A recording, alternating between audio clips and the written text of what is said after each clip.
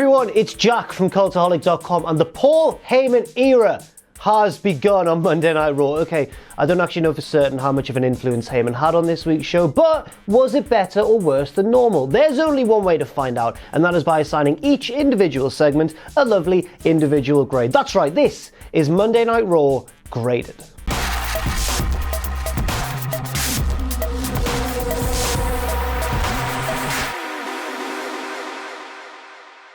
So we start things off with Braun Strowman versus Bobby Lashley in a Falls Count Anywhere match. A match to start off Monday Night Raw is always a good thing, preferable to those same promo parade, one after the other kind of guy on the mic things we usually get.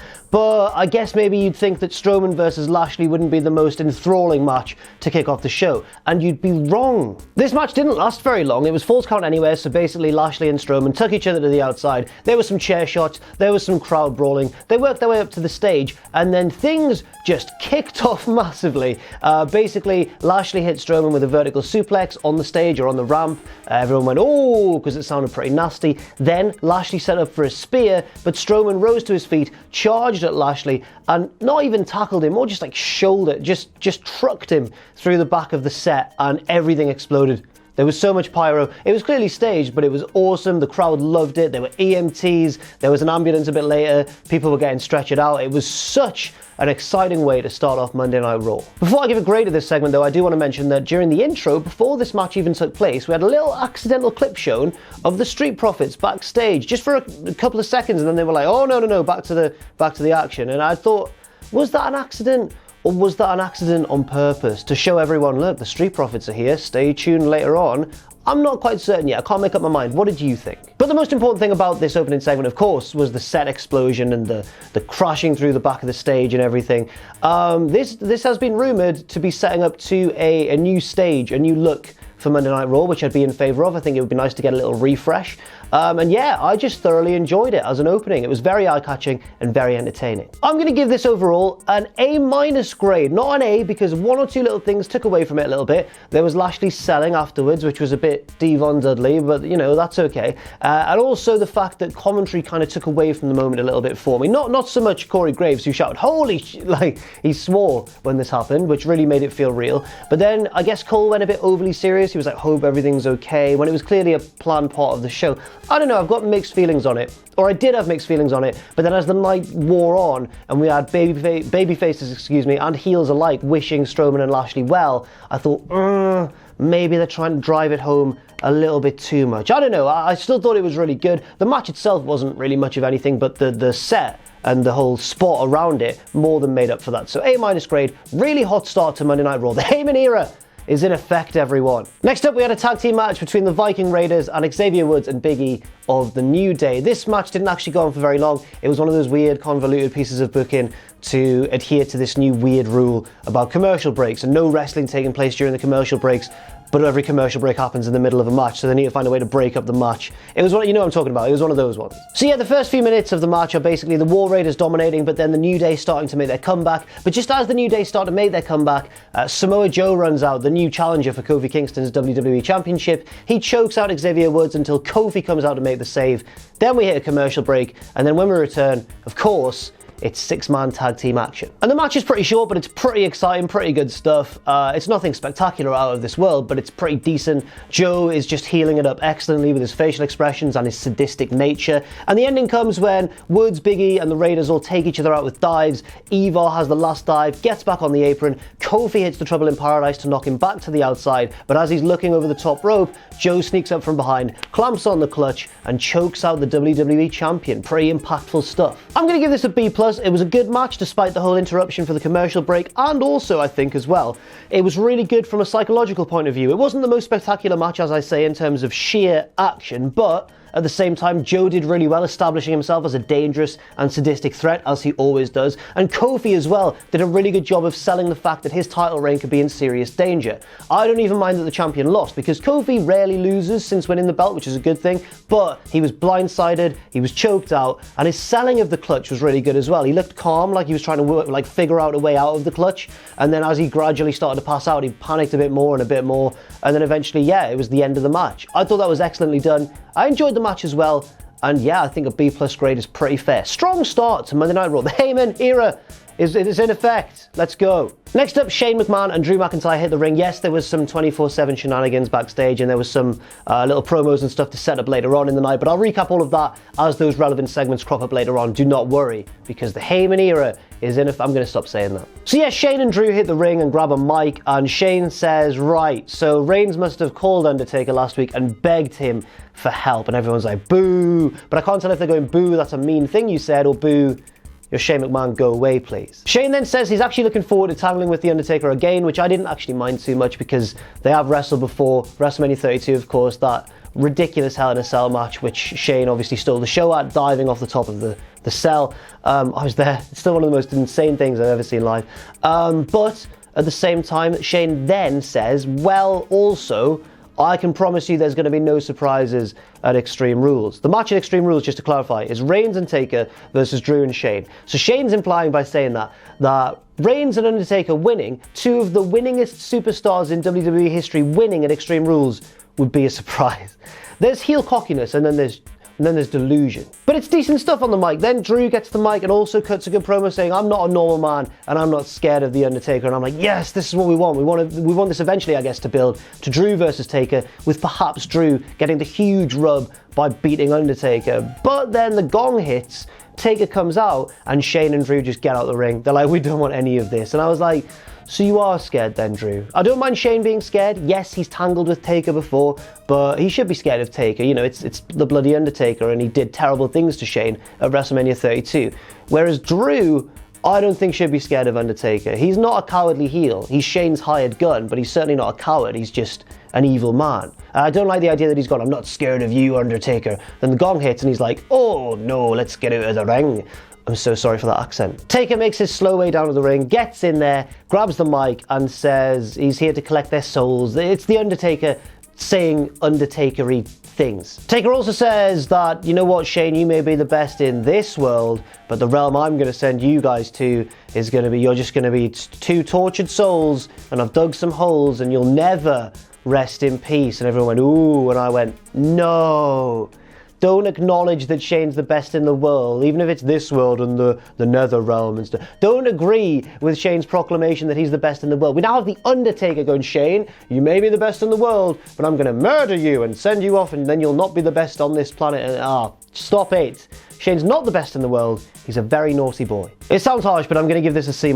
I really didn't like two things about this segment. One, Undertaker acknowledging that Shane's the best in the world. Seemed a bit too WWE scripted for me, not so much what the Undertaker would actually say. The other thing though, the main thing that really dragged this segment down for me was Drew saying, I'm not scared of the Undertaker, and then immediately being scared of the Undertaker. That was very harmful to this segment for me, which I think explains its relatively low grade. Despite me enjoying the start of the segment, that was kind of unforgivable in my eyes. Next up, singles action, Lacey Evans versus Natalya, with Baron Corbin accompanying Lacey to ringside, and Seth Rollins and Becky Lynch, remember that they're going out, they're dating, watching on from backstage. In fact, we cut backstage and Cole says, here we are, Seth and Becky. Of course, Seth is Becky's boyfriend, and I'm just like, we know by this point, Michael, we know. This match goes as you may expect, which isn't necessarily a bad thing, I suppose. Natalya hits the ropes, Corbin trips her, and everyone boos him, and that allows Lacey Evans to hit the women's right and pin Natalya 1-2-3, picking up the sneaky heel victory. You could argue that maybe it should have been a more dominant victory for Lacey, but I don't mind it too much. I think it's probably okay. I'm going to give this a C grade. I thought it was okay, not the action itself, which wasn't actually that good, but in terms of a booking device and a storytelling device, I didn't really mind it too much. The Corbin interference got heat. Lacey winning was the correct decision. So yeah, I'm all right with it. Next up, Miz versus Elias in 2 out of 3 falls action. Why is it 2 out of 3 falls? Does this feed into their feud as a particular sort of fitting stipulation? No, this is another one of those ways around the whole commercial break rule. Of course it is, of course. Miz attacks Elias before the bell, and that means that when the match actually begins, Elias is already pretty beaten up. Miz hits the skull-crushing finale within seconds and goes up 1 fall to nothing. But Elias fights his way back into the match, and honestly, I'd argue that Miz should have won this thing 2-0. But instead, Elias fights his way back in, despite Miz getting the clear and unfair advantage on him from the start. Elias actually is able to hit the drift away and level things up one fall apiece. And I was like, oh, does that make the Miz look a little bit weak? Then we get one of the best spots of the night, actually. Elias going for the running knee to Miz on the apron, but Miz gets himself out of the way, and Elias just knees the ring post full on. It looked pretty good. Pretty painful, of course, but it looked pretty effective. Then Miz rolls Elias straight back in the ring, clamps on the figure 4, and with his leg already hurting, Elias is forced to tap out and lose the match 2 falls to 1. I'm going to give this a B-. If it weren't for the 2 out of 3 falls stipulation, this would have been a B or a B+ easily, but sadly that continues to drag segments down. I thought the whole 2 out of 3 falls thing, forcing one man to take an extra fall more than they should have, kind of harms both guys. And you could argue, yeah, maybe Elias is more of a promo comedy kind of guy, doesn't really matter too much, but the fact that Elias was able to fight his way back in and pin Miz after just a couple of minutes, and after being jumped before the bell, I just thought really harmed the Miz.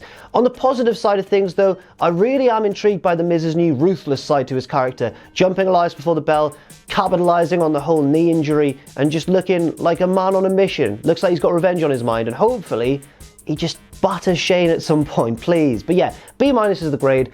I didn't mind it too much, it was just that commercial break interruption. The whole 2 out of 3 falls thing didn't work for me. Next up, we get the weirdest thing of the night by a country mile. This whole thing was so strange. Basically, it all led up to a mixed tag match between Rollins and Becky. They're dating, by the way, they're boyfriend and girlfriend, against another real-life couple, Mike and Maria Kanellis. So things start off with Seth and Becky being interviewed backstage. Seth is accused of being impulsive, and he's like, impulsive, me? And Becky's like, him, impulsive?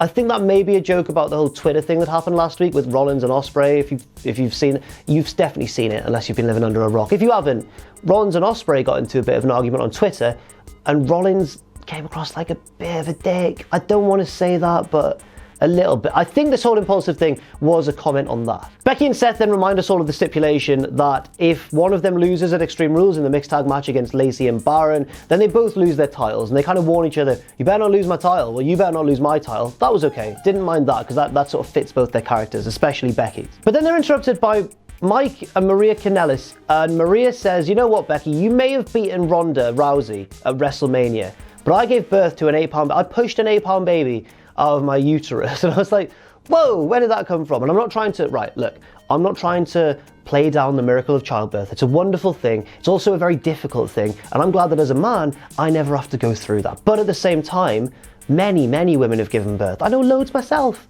I don't know anyone who's beaten Ronda Rousey at WrestleMania. To my knowledge, in fact, Becky Lynch is the only person to have done so.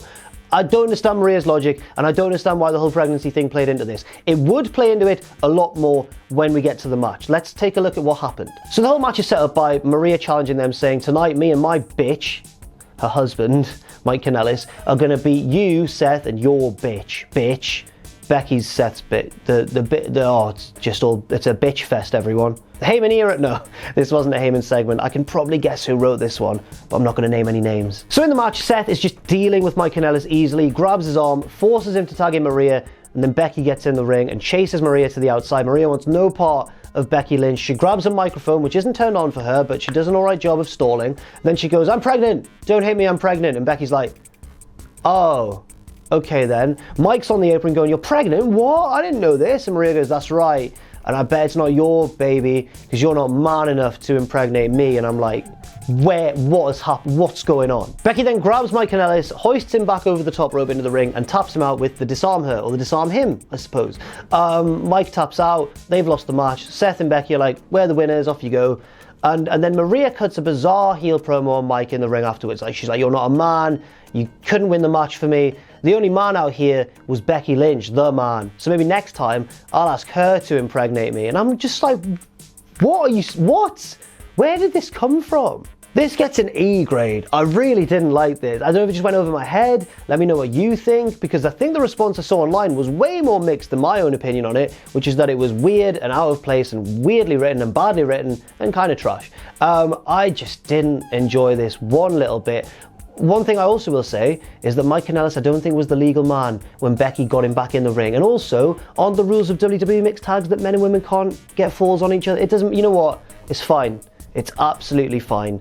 It's not fine, it was a terrible segment, it gets an E grade. Luckily, the show didn't hit such depths again. Next up, let's talk about our Lord and Saviour and the leader of Raw's new glorious direction, Paul Heyman. Once again, I don't know how much involvement he had in the writing of this show, but it's our new leader, Paul E. Dangerously. He's on the microphone backstage and is basically doing what he does, teasing that Brock Lesnar may or may not be here, may or may not cash in. He wasn't here. But then Heyman's interrupted by the Street Profits, who come along and basically annoy him until he leaves. It was a good demonstration of the Street Profits' charisma, and it wasn't even their first promo of the night. They actually had another one without Heyman earlier on, and again it was just them basically showing what they're all about and saying, even though we're the NXT Tag Team Champions, we want all the smoke on Monday Night Raw. We want action for ourselves on the main roster. I'm going to give these two segments a B- collectively, because even though the Street Profits are charismatic and good, I just feel as though having them on the show but not having them have a match or even do anything in the ring was a little bit cheap by WWE. I'd like to have seen them do something. And also, I just always get this queasy feeling of anxiety whenever a team or a single superstar from NXT that I really enjoy gets called up, especially after the whole Viking experience thing. I just get really nervous for what lies ahead for the Street Profits. Next up, a moment of bliss. The guest is Alexa's best friend, Nikki Cross, because she won a title match for Alexa Bliss against Bayley on SmackDown. Then Carmella comes out to basically be a babyface and say, look, Nikki, you need to see what's going on here. You deserve that title shot. Everyone here agrees. Alexa doesn't deserve it. She's manipulating you. She then challenges Alexa to a match and rolls her up and beats Alexa Bliss in seconds. So then Alexa runs back up the ramp, gets Nikki Cross and says, right, you need to redeem me. You need to go in there and beat her. And it'll be my moment of redemption. And Nikki does exactly that. She beats Carmella in about 2 or 3 minutes with her finisher. And yeah, it was an alright segment. You know, it wasn't much in the way of action, but in terms of progressing the storyline towards Extreme Rules, I had no complaints. Let's get to B grade. Yes, the action was short, and yes, it may have been another excuse to jam another commercial break in there, but this one worked pretty organically, I think, and I'm looking forward to seeing actually where this whole Nikki and Alexa storyline goes. Next up, let's recap all of the 24/7 stuff that happened on this week's edition of Monday Night Raw. I'll just give it one collective grade. I loved it. I loved it again. Drake Maverick's backstage, of course, he lost the title to R-Truth at his wedding, at his own wedding. His wife's there. She's an alright actress, to be fair. She played into everything pretty well. She seemed to take it seriously, which is always nice to see when it's a non-regular character appearing. She also was annoyed at Drake Maverick for bringing her to Monday Night Raw. They're in holiday gear. They're in their honeymoon clothes. He's blindfolded her. He goes, look where we are. She's like, why are we here? You're obsessed with this 24/7 title. You need to choose between me and the 24/7 championship. And Drake's like, oh, I choose you. And they hug it out. And then as they're hugging, R-Truth comes along with the title, looks at Drake Maverick and goes like, don't mind me. Have a good time. This all led to an in-ring segment where it was meant to be Cesaro versus No Way Jose. But guess who was one of No Way Jose's backup dancers, conga line? It was bloody R-Truth. So obviously Drake and his wife are ringside watching the show and enjoying themselves by the looks of it as the conga line dancers past, and then R-Truth sees them and goes, oh, there we go, and starts dancing with Drake Maverick's wife. Drake's obviously livid. R-Truth lies on the crowd barrier as if saying to Drake, pin me now, try and pin me, and Drake's like, I can't do it. I need to keep my wife happy. The conga line continues to dance around, and then all of the underclass of Raw, EC3, Cedric Alexander, all the lads come out, chase R-Truth around, he runs to the back, and then the match between Cesaro and No Way Jose never actually happens. Cesaro's just sick of waiting, beats up No Way Jose, and at least that's pretty decent. At least he keeps sort of some heat on himself. Then a little bit later on, we're backstage with Drake Maverick and his wife, and he says, you know what, I'm sorry about this whole R-Truth stuff. I'm just gonna make sure we have a really nice honeymoon. And his wife's like, thank you, I'm just gonna go and freshen up for a few seconds. She goes off screen, and then Drake Maverick bumps into R-Truth. Truth's hiding and he's exhausted because he's been running away from people all night, and then he says, have you got any water? Drake's like, no man, I'm sorry, okay? They seem to call a truce. Truth turns away, and Drake Maverick just lays him out with his suitcase and pins him and wins the 24/7 title. His wife comes back like, what the hell are you doing? Drake's like, don't worry about it, let's go and have a 24/7 honeymoon. They run away. Drake's like, forget my bag. He leaves his suitcase there, and I just love everything about this. A- is the grade. Can't wait to see what sort of honeymoon shenanigans we get. Perhaps just on the YouTube channel, who knows? Maybe it'll be shown on Raw or SmackDown. I love every second of this 24/7 stuff. Can't get enough of it. And finally, the main event, a rematch between AJ Styles and the new United States champion, or newish now, United States champion, Ricochet. So the story of this match is that backstage, Styles and Gallows and Anderson have all been working each other up, kind of. Basically, Styles has been saying, guys, you did all right last week, but you still lost. What's going on? The club is saying to Styles, well, you didn't beat Ricochet maybe as quickly as we thought you would have, AJ. And AJ's like, I'm just trying to nurse my injury back to health. And they're like, no, we know you. Ricochet's just a little bit good, isn't he? You know, you're a little bit bit unconfident going in the ring with him. Styles is pretty annoyed. Later on, the club overhear Ricochet, not actually saying anything too bad about Styles. They take it to Styles and twist it and say he's talking trash to you. Styles goes and confronts Ricochet, slaps him, Ricochet slaps him back, and this sets up the main event. So the pair start off fast and furious, and it's great because of course it is, because it's Ricochet and AJ Styles, but then Ricochet actually loses in about 2 or 3 minutes. Styles nails him with a phenomenal forearm and pins him 1, 2, 3, but it's not clean. Ricochet's foot is under the ropes. Another ref runs out, the two refs talk. We go to a commercial break, it's one of those commercial break things, and then they restart the match. The second portion of the match is good as well. This time Gallows and Anderson are out watching the bout from the bottom of the ramp. The two men in the ring are obviously doing their thing. It's really good. It's not like an excellent pay-per-view or takeover style level, but it's still really, really good. And then Ricochet gets the clean and slightly surprising victory, or the victory was in surprising fashion. He comes off the top rope and sort of turns it into one of those weird, you know, like where it's a roll up, but then they bridge across. I don't know if I've described that well at all. It's basically a very clever wrestling move, and it shows that Ricochet is just one step ahead of AJ Styles at the moment, or at least was last night on Raw. Styles afterwards looks really annoyed about losing, but he shakes hands with Ricochet, and then the club get on the apron. It looks like they're going to attack. Styles goes, "No guys, moves are easy. Don't be attacking Ricochet." Then he turns around, nails Ricochet himself. Heel turn from Styles. Excellent call in my opinion. The club hit the Magic Killer on him. Styles hits a second rope Styles Clash on him, and the three club members are reunited once more, and they just pose in the ring. Too sweet. I was waiting for Triple H to come out and join in, but he didn't. But that's okay. I'll get over that disappointment. A pretty eventful end to Monday Night Raw. It was an eventful end, but was it a good one? Yes, but I'm only going to give it a B grade, purely because this could have been like a 10-15 minute match between AJ Styles and Ricochet, which is exactly what we wanted, and it could have achieved exactly the same thing. But this weird, once again, this weird self-imposed WWE rule about having matches go, you know, along the length of commercial breaks, but breaking them up in between is so strange and so... It's so disruptive to running a smooth show and having smooth matches that it really did take away quite a lot. On the plus side, I really love the heel turn for AJ Styles. I like Styles as a heel or a babyface. I think he's wonderful in either role, but I do really enjoy him as a heel, and I've kind of missed that a little bit, so I'm excited to see where this goes. Gallows and Anderson are relevant again, which is wonderful, and Ricochet looked strong with a nice victory. Overall, I'm going to give the show a B grade as well. It was about, the main event was kind of a good microcosm of what the show was like. The show had some good, strong points. It had some weak points as well, that weird pregnancy angle, but at the same time, I really thought that it was structurally a more entertaining show than maybe Raw has been over the past few months, apart from those weird commercial breaks. That really does harm the show for me, and if it wasn't for those, we could have been actually looking at a far better show than the one we actually got. I don't know how much this improvement has to do with Paul Heyman. I'd like to think loads. I'd like to give Paul Heyman all the credit, but I must admit that I don't really know how much or how little say he's had at such an early stage. But it's promising signs, you know. It is promising signs,